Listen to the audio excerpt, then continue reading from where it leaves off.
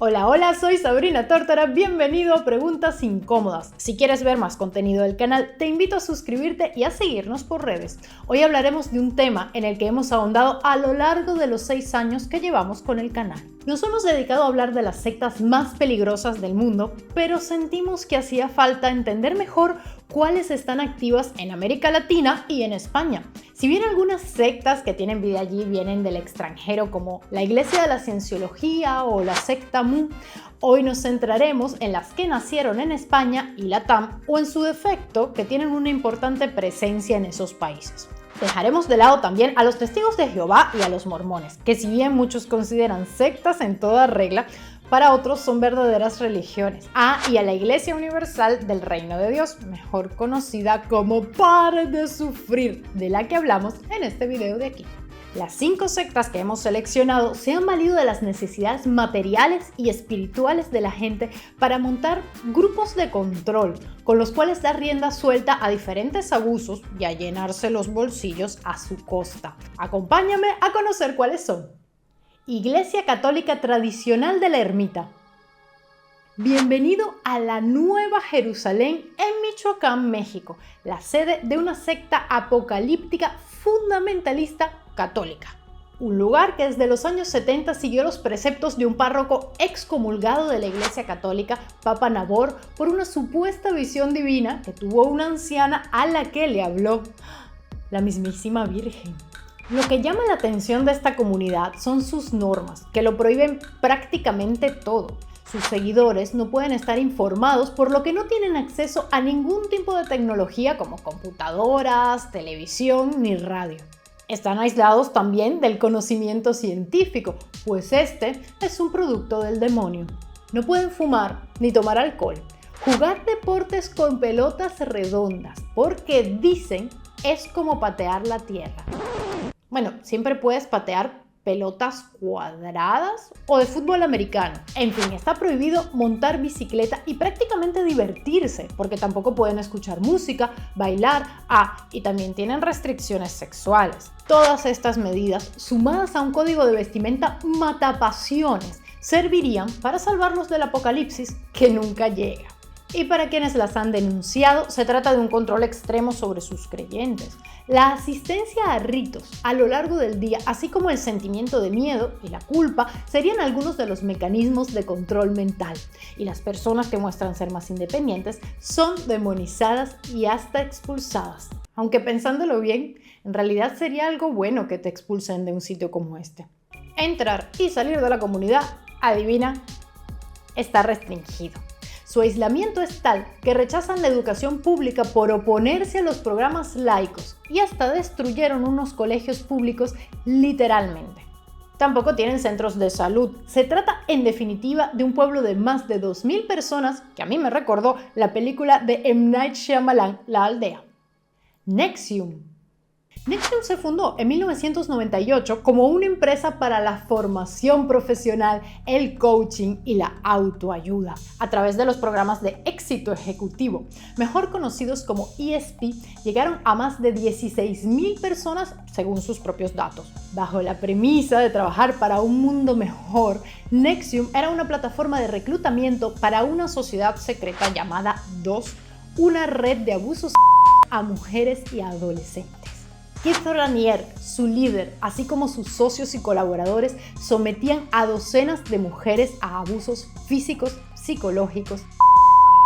Según testimonios, Raniere las trataba como sus esclavas sexuales, las obligaba a pasar hambre para adelgazar y hasta les marcó sus iniciales en la pelvis.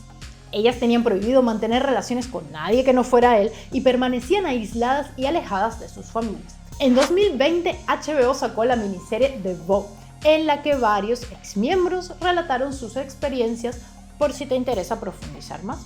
Si bien la sede principal estaba en Estados Unidos, NXIVM tuvo una importante sucursal en México, en la que Emiliano Salinas Ocelli, hijo del expresidente Carlos Salinas, tejió una red política y financiera en su país para replicar las enseñanzas de Keith Raniere. Personalidades como el hijo de otro expresidente, la hermana de un secretario de Estado y el heredero de una de las principales empresas farmacéuticas mexicanas también formaron parte de este movimiento.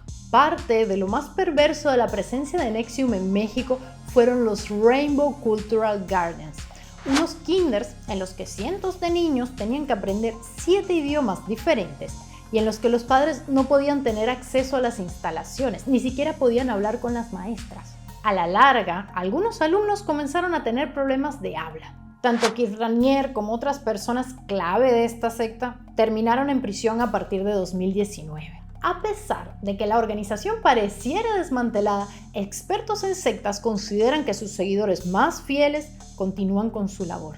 Por ejemplo, en 2020 hubo protestas frente a donde se encontraba preso el líder, en las que se identificaron a varios exmiembros de la secta.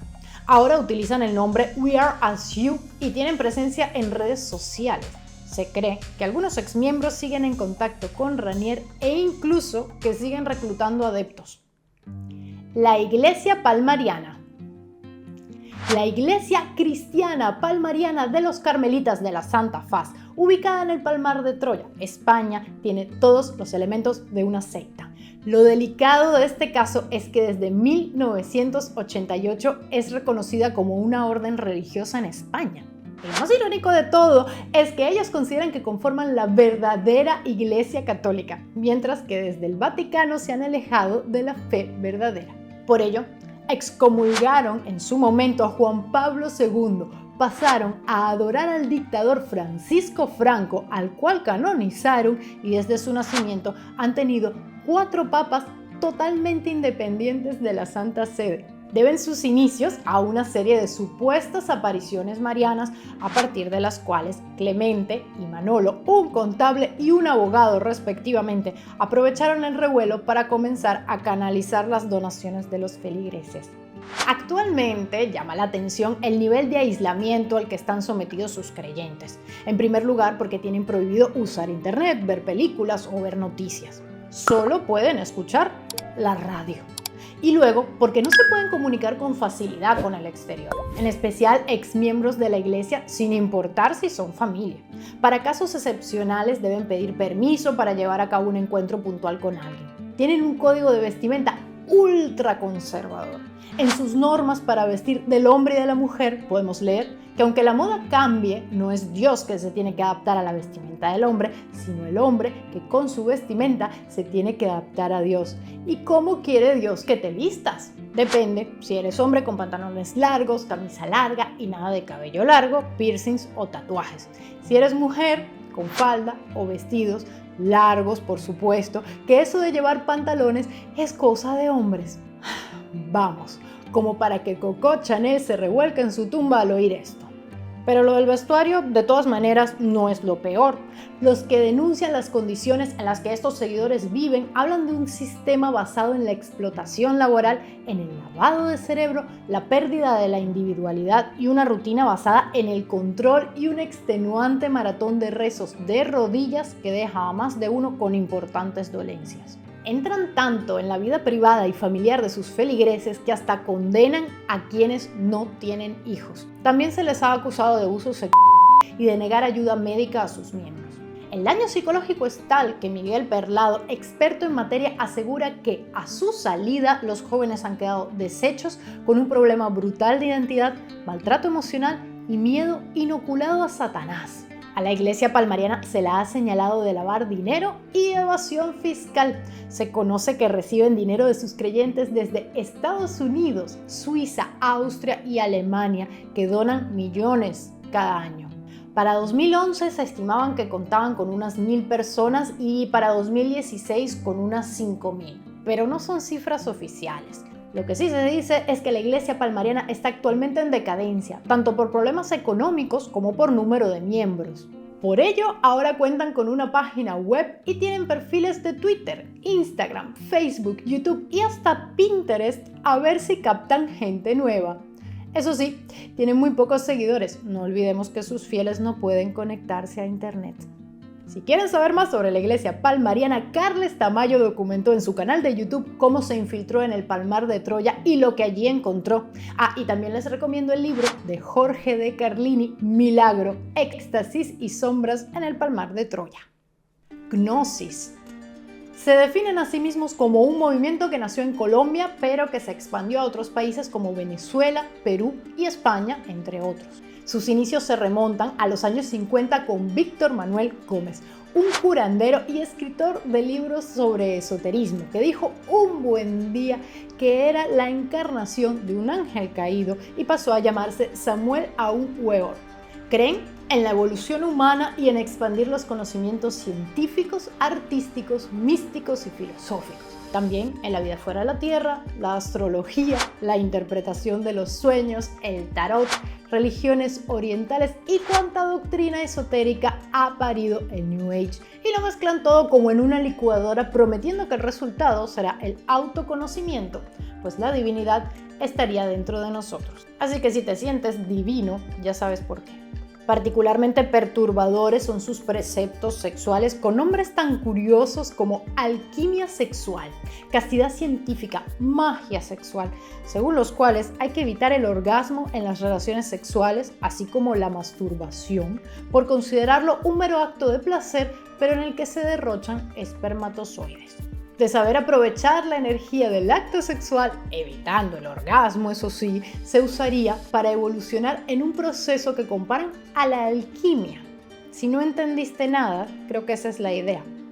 Todos estos preceptos no solo no se basan en el conocimiento científico, a pesar de que oirás la palabra cuántico en cuanto discurso entre, sino que además son confusos. Detrás de toda esta fachada espiritual puede que hayas oído hablar de hipnosis por casos como el de Patricia Aguilar, una joven española que fue atraída en 2017 por Félix Steven Manrique, que se presentaba como líder de un grupo de hipnosis y la convenció a viajar a Perú. Él tuvo una hija con ella y para cuando la rescataron se conoce que ambas las encontraron en un estado de abandono avanzado. Convivían con otras mujeres que también eran su pareja, puesto que él se creía que tenía la misión de repoblar el planeta tras el apocalipsis. Se supo que les daba ayahuasca y que ellas le eran totalmente sumisas. Todas eran manipuladas y aisladas de su entorno. Tras conocerse el caso, él fue detenido y ella volvió con su familia. Desde Hipnosis, por supuesto, se desligaron de todo esto, asegurando que habían expulsado a Manrique de su colectivo. En 2015 también sonó el caso de una madre gnóstica que asfixió a su bebé por creer que era maligna. Esto pasó en Galicia. Iglesia de la Luz del Mundo. Y llegamos a la hermosa provincia en el oriente de Guadalajara, una colonia en la que por más que patalees, nadie te venderá ni alcohol ni tabaco en ninguna de sus esquinas. Sus habitantes, aproximadamente unos 8,000, son además creyentes de la Luz del Mundo, la segunda religión más profesada en México y una de las principales de corte evangélico en toda América Latina. Todas sus calles llevan a un imponente templo de 80 metros de altura, que es toda una afrenta al arte. Y sus casas están pintadas de blanco y azul, que son los colores de Israel, y llevan nombres del Antiguo Testamento. En definitiva, un entorno de lo más pío, pero que esconde años de abusos graves a sus feligreses. El juicio a su líder espiritual no ha concluido aún, pero estaríamos hablando de tráfico de personas, abusos a menores, pornografía, además de lavado de dinero y evasión fiscal. Naasón Joaquín García, mejor conocido como el Apóstol, fue detenido en 2019. A casi 3 años del comienzo del proceso legal, él se encuentra a la espera para conocer su destino el 9 de mayo de 2022 en un tribunal de Los Ángeles por 19 cargos que se le imputan. Mientras, la Iglesia de la Luz del Mundo, nacida en México hace más de 90 años y con más de 5 millones de creyentes a lo largo de 58 países, sigue funcionando. De comprobarse todo de lo que se les acusa, se confirmaría que es una secta en toda regla. Y no solo esto, sino una de las más grandes de nuestra región. Asumiendo, claro está, que su cifra de de feligreses, fuera correcta. Si quieres saber cómo nació esta secta en los años 20 del siglo pasado, le dedicamos todo un video aquí. Y también te dejo nuestra lista sobre sectas. Hasta la próxima.